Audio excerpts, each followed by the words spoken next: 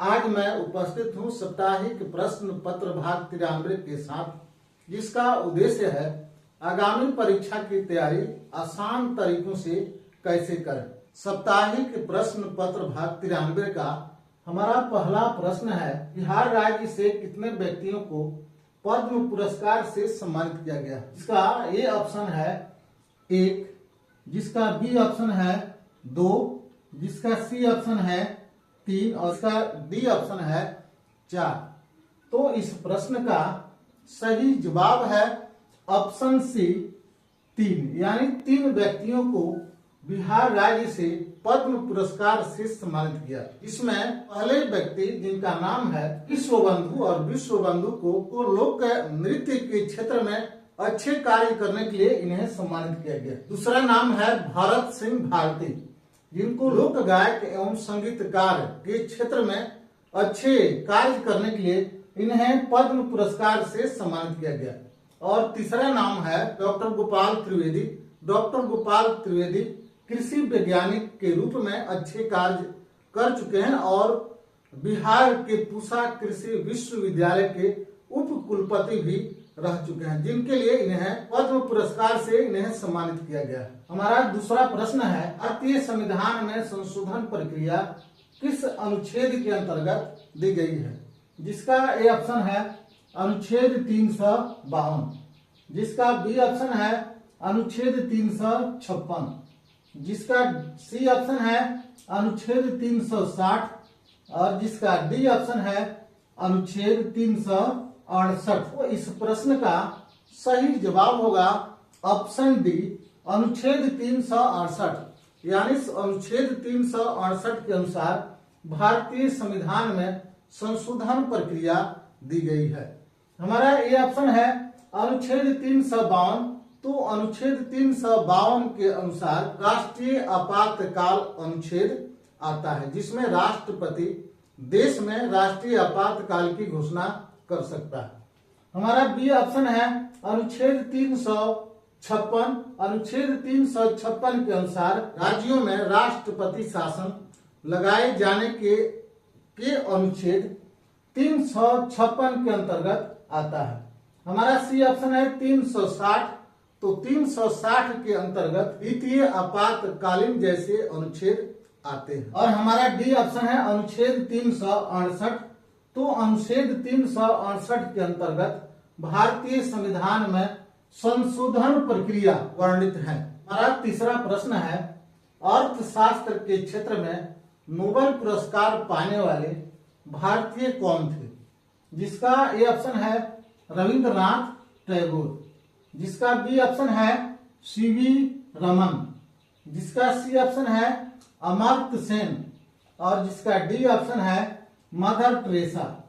तो इस प्रश्न का सही जवाब है ऑप्शन सी अमर्त्य सेन, यानी अमर्त्य सेन को नोबेल पुरस्कार से सम्मानित किया गया जो भारतीय थे। ये ऑप्शन है रविंद्रनाथ टैगोर, और रविंद्रनाथ टैगोर को साहित्य के क्षेत्र में नोबेल पुरस्कार से सम्मानित किया गया। हमारा बी ऑप्शन है सीवी रमन। सीवी रमन को भौतिकी के क्षेत्र में नोबेल पुरस्कार से सम्मानित किया गया। हमारा सी ऑप्शन है अमर्त्य सेन। अमर्त्य सेन को अर्थशास्त्र के क्षेत्र में नोबेल पुरस्कार से सम्मानित किया गया।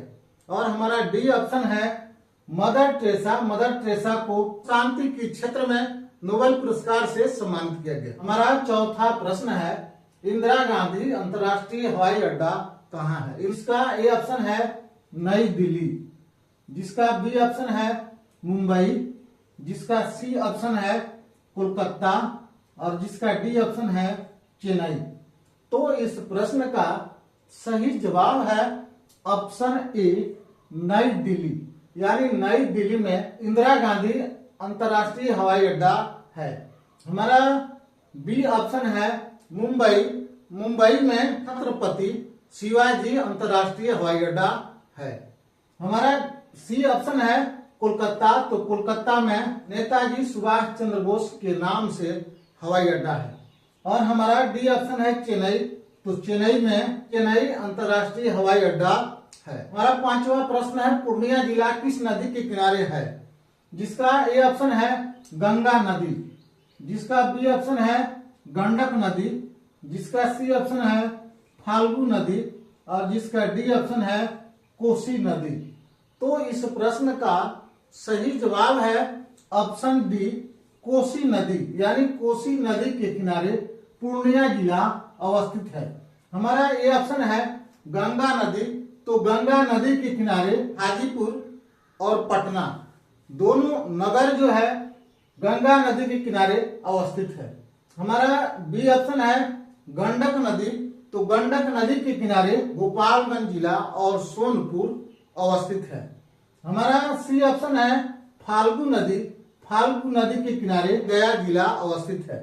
और हमारा डी ऑप्शन है कोसी नदी, तो कोसी नदी के किनारे पूर्णिया जिला अवस्थित। हमारा छठा प्रश्न है, भारत भारती पुस्तक के लेखक कौन थे? जिसका ए ऑप्शन है रविंद्रनाथ टैगोर, जिसका बी ऑप्शन है जयदेव, जिसका सी ऑप्शन है मैथिली शरण गुप्त और जिसका डी ऑप्शन है चाणक्य। तो इस प्रश्न का सही जवाब है ऑप्शन सी, मैथिली शरण गुप्त। तो मैथिली शरण गुप्त की पुस्तक जिसका नाम है भारत भारती।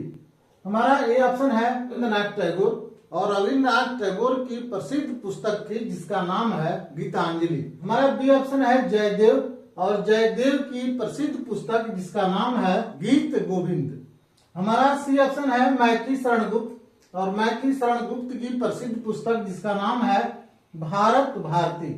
और हमारा डी ऑप्शन है चाणक्य और चाणक्य की प्रसिद्ध पुस्तक जिसका नाम है अर्थशास्त्र, चाणक्य की प्रसिद्ध पुस्तक है। सातवां प्रश्न है, कर्म भूमि किस महापुरुष की समाधि स्थल है? जिसका ए ऑप्शन है के आर नारायण, जिसका बी ऑप्शन है राजीव गांधी, जिसका सी ऑप्शन है शंकर दयाल शर्मा और जिसका डी ऑप्शन है डॉक्टर बी आर अम्बेडकर। तो इस प्रश्न का सही जवाब है option C, doctor Shankar Dayal Sharma, जिनकी समाधि स्थल का नाम है कर्म भूमि। हमारा ये ऑप्शन है के आर नारायण, के आर नारायण की समाधि स्थल का नाम है उदय भूमि, के आर नारायण की समाधि स्थल का नाम है।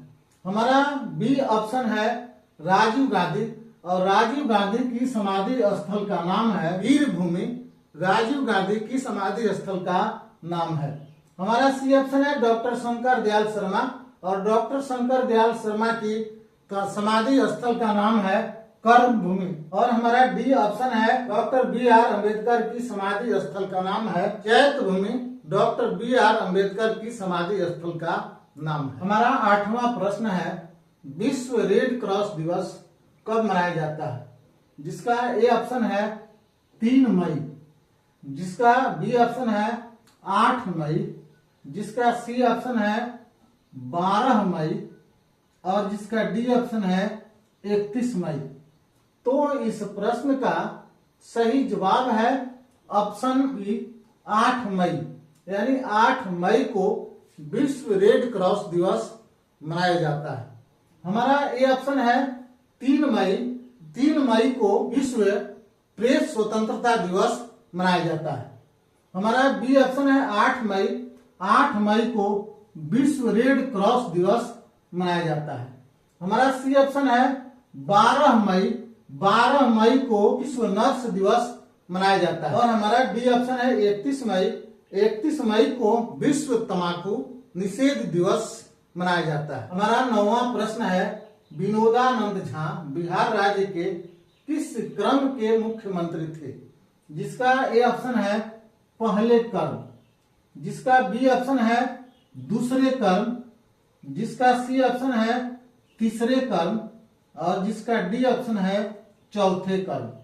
तो इस प्रश्न का सही जवाब है ऑप्शन सी, तीसरे क्रम, यानी विनोदानंद झा बिहार राज्य के तीसरे क्रम के मुख्यमंत्री थे। हमारा ए ऑप्शन है पहले क्रम, तो पहले कर्म के मुख्यमंत्री डॉक्टर श्री कृष्ण सिंह। हमारा बी ऑप्शन है दूसरे कर्म के मुख्यमंत्री दीप नारायण सिंह। तीसरे कर्म के मुख्यमंत्री विनोदानंद झा। और चौथे कर्म के मुख्यमंत्री कृष्ण वल्लभ सहाय। हमारा 10वां प्रश्न है हल्दी घाटी का युद्ध कब हुआ, जिसका ए ऑप्शन है 1191। हमारा बी ऑप्शन है 1192। हमारा सी ऑप्शन है 1556 और हमारा डी ऑप्शन है 1576।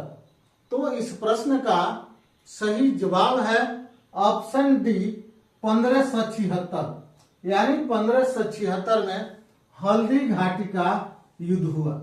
हमारा ए ऑप्शन है 1191 में तराइन का प्रथम युद्ध हुआ।